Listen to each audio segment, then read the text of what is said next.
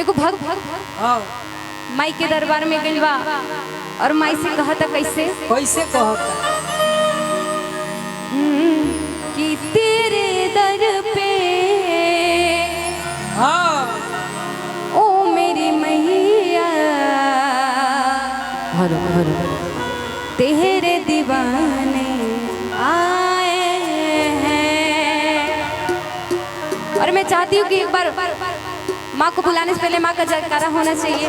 तो बोलिए शेरा वाली मैया की जय, बोलिए साचे दरबार की जय।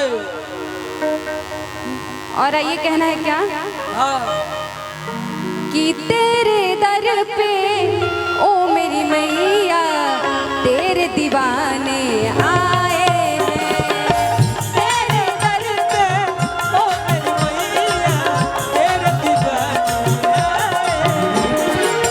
तेरे दर पे ओ मेरी मैया तेरे दीवाने आए हैं।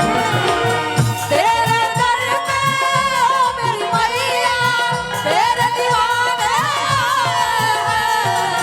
भर दे झोली मैया भोली, भर दे झोली मैया भोली, बिगड़ी बना दे आए हैं। भर दे झोली मैया भोली, बिगड़ी बना दे आए हैं।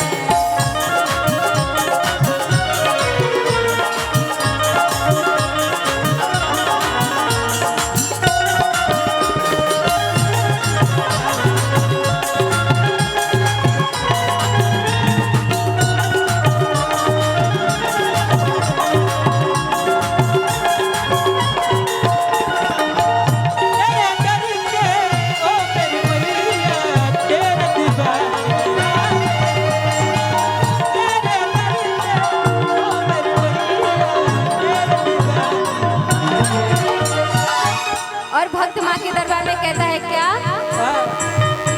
हो जाए करम उस पे जो जपे तेरी माला,